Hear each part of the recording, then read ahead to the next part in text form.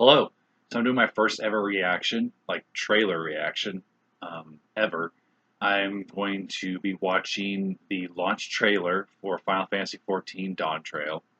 I believe this is the sixth expansion for Final Fantasy XIV, the very popular MMO.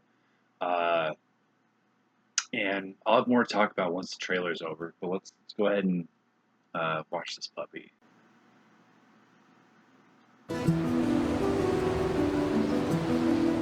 Well, for once, the fate of the world doesn't rest on our shoulders. We might even get a chance to enjoy ourselves. The game's art direction is very pretty. Just wait, Papa. I mean, it's Final Fantasy, so you know, I love the pirate aesthetic. And so does our ship. I've only played about 4 or 5 hours of Final Fantasy XIV, which is like drinking a drop of water out of the ocean. It's nothing, but I did play a small portion of the free trial on my Xbox once the game first came out to the Xbox Series, and it's kind of crazy that a game of this size, cool, Cactars, offers such a expansive free trial of up to 70 levels. From what I understand, that's well over 100 hours of gameplay potentially.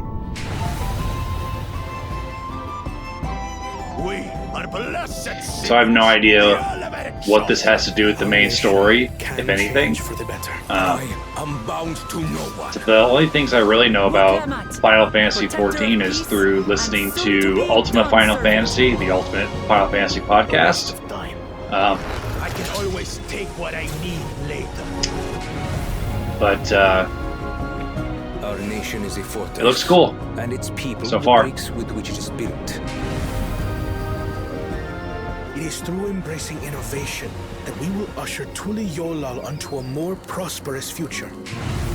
So I tried World of Warcraft very briefly back in high school, and I didn't like it because there was no, and people that really love World of Warcraft might not agree with this. I don't know, it didn't feel very story driven.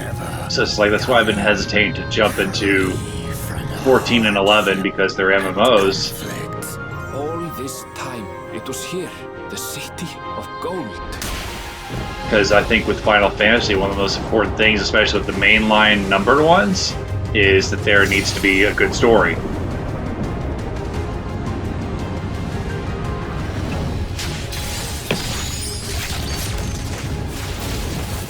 A golden light. Could it be?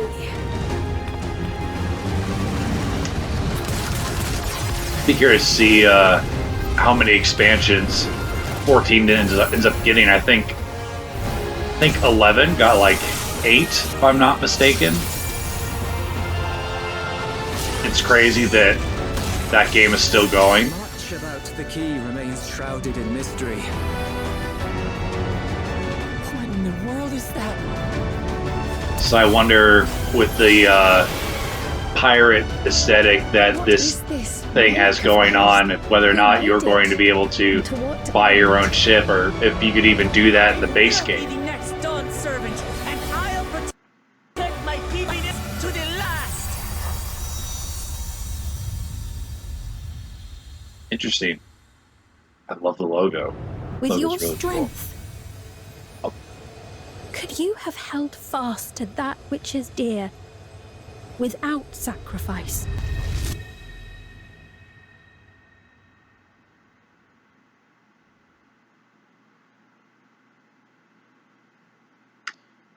Expansion comes out July 2nd, 2024.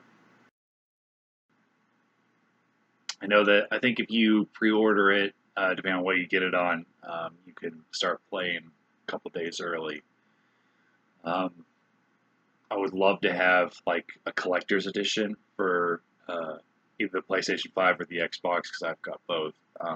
And so that way I could have a physical thing, but I think the collector's edition is only for the PC edition.